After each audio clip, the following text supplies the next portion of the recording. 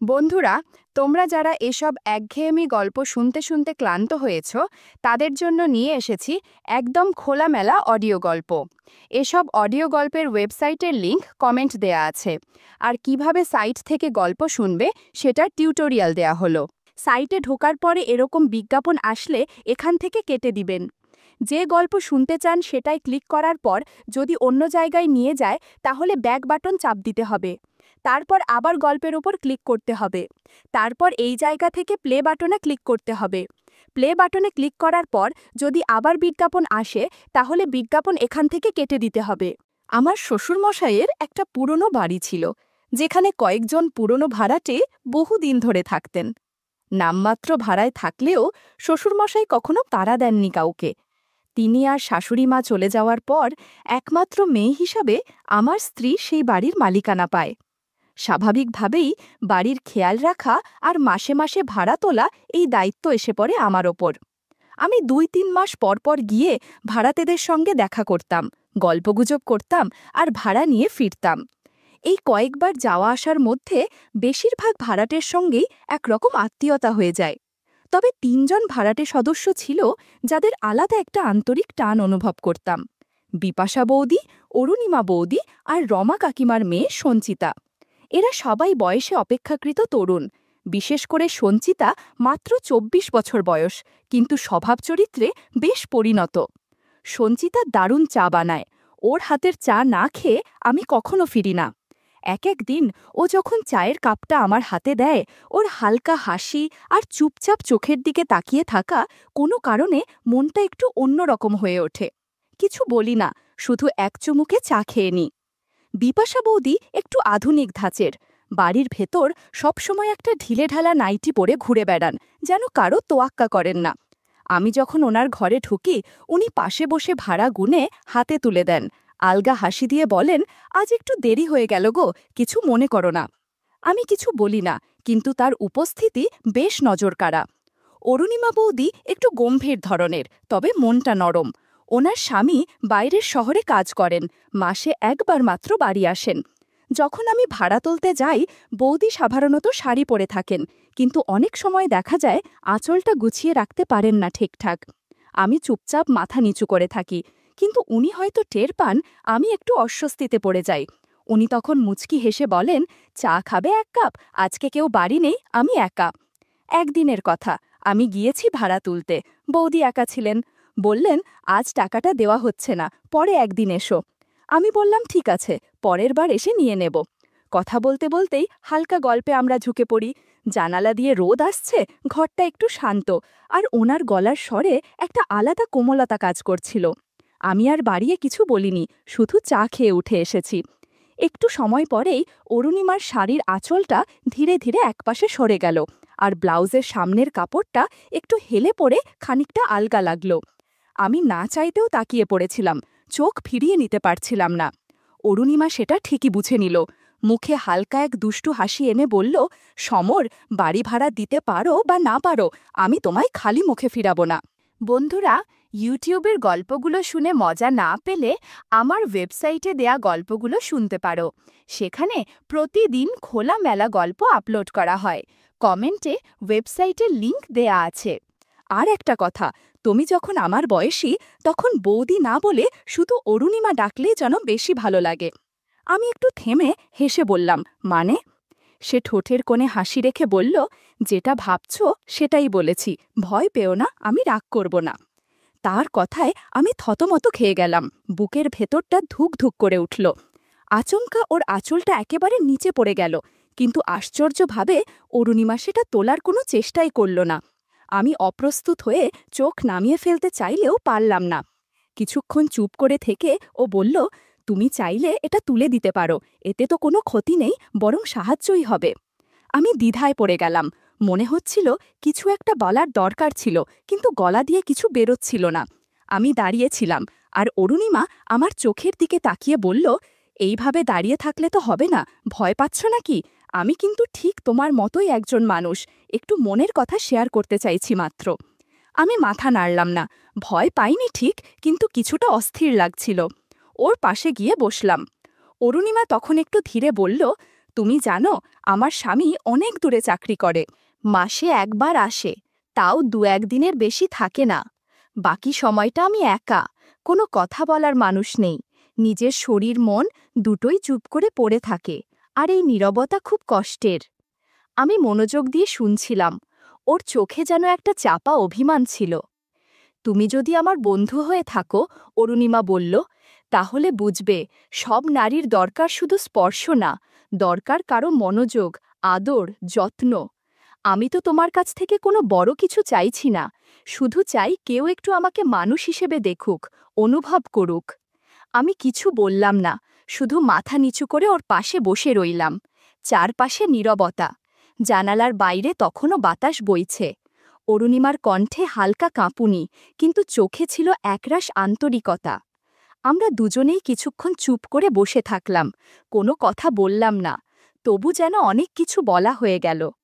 সেদিন বিকেলের পর থেকেই আমার আর অরুণিমার সম্পর্কটা যেন এক অদ্ভুত জায়গায় পৌঁছে গেছিল। আমরা পরস্পরের কাছে একরকম স্বস্তি খুঁজে পেতাম। শারীরিক আকর্ষণ হয়তো ছিল, কিন্তু তার চেয়েও বড় ছিল একে অপরকে বোঝার চেষ্টা।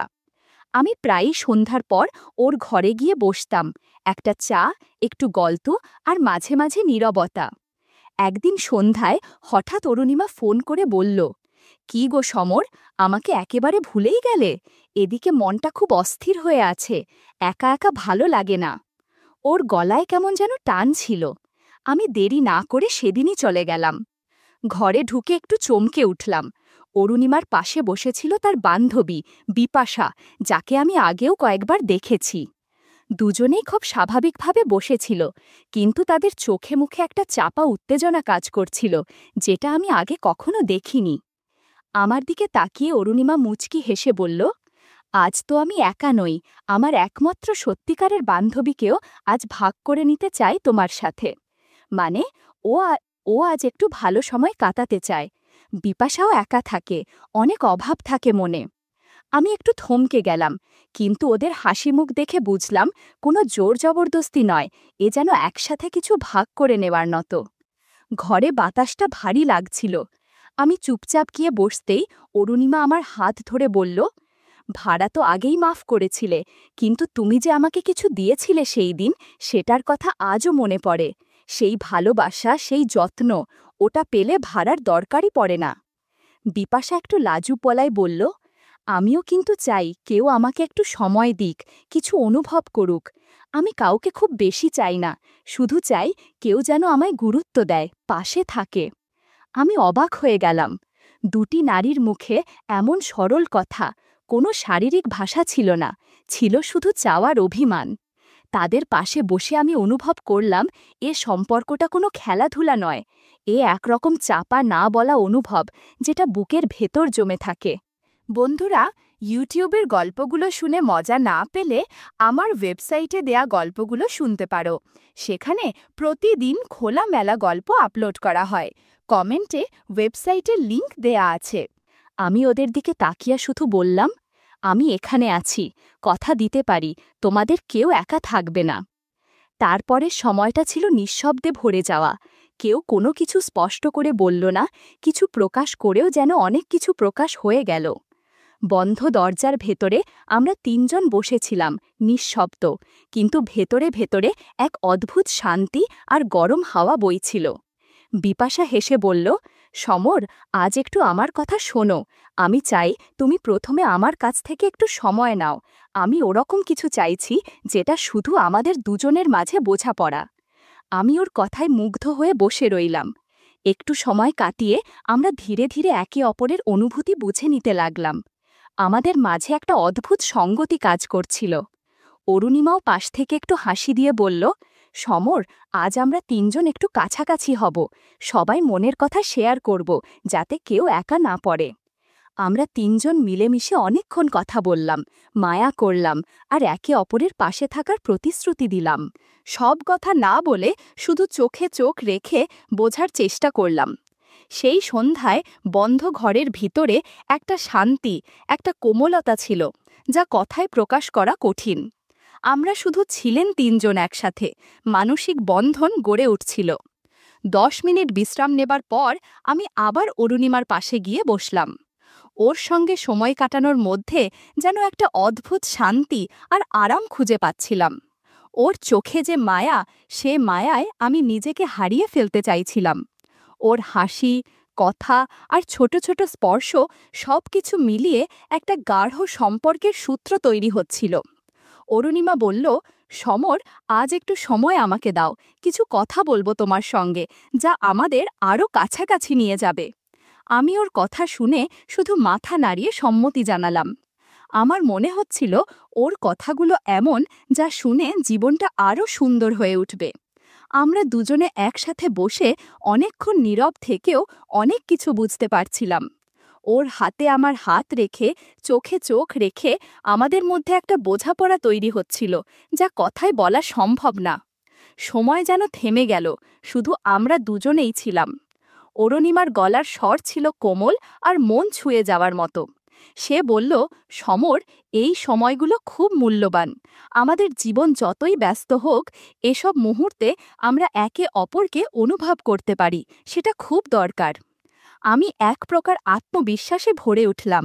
জানলাম ওর পাশে আমি ভালো আছি। ওর মৃদু হাসিতে ছিল এক ধরনের বিশ্বাস, যেটা আমাকে নতুন শক্তি দেয়। আমি বুঝতে পারছিলাম শুধু কথা বলা নয়, এই সম্পর্কটা মানসিক বন্ধন, যেখানে বোঝাপড়া আর সম্মান মুখ্য। বিকেলটা ছিল এমন, যখন শব্দ কম, অনুভূতি বেশি ছিল। আমরা দুজনেই জানতাম এই ছোট ছোট মুহূর্তগুলোর মধ্যে আমাদের ভবিষ্যতের একটা রং লুকিয়ে আছে।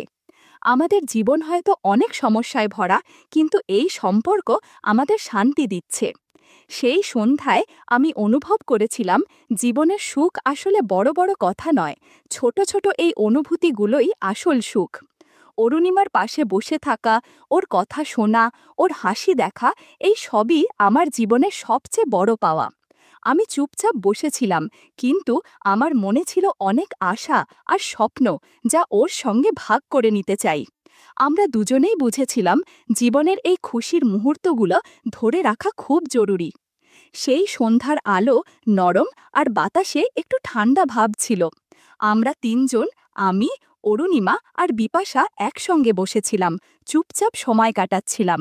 কথা না হয়তো খুব বেশি বললাম না, কিন্তু আমাদের চোখে চোখ রেখে বোঝাপড়া ছিল গভীর। জীবন কত কঠিনই না হোক, এই মুহূর্তগুলো যেন একটু শান্তি আর ভালোবাসা নিয়ে আসে। আমাদের মধ্যে সেই দিন একটা অদ্ভুত বন্ধন গড়ে উঠেছিল, যা শুধু বয়ানের মাধ্যমে বোঝানো যাবে না।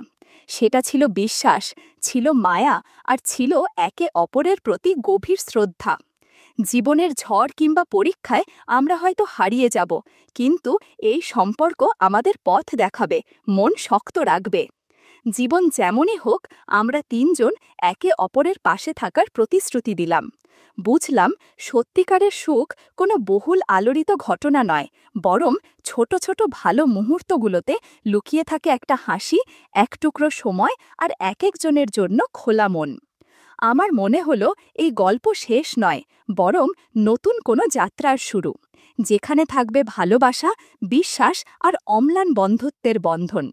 আর আমি জানি, এই বন্ধনই আমাদের জীবনের সবচেয়ে বড় শক্তি হবে। তাই সেই সন্ধ্যা থেকে আমি ঠিক করলাম, যতই জীবনের পথ কঠিন হোক, আমরা একসাথে থাকব, একে অপরকে বুঝব, আর একে অপরের সুখে আনন্দ পাব।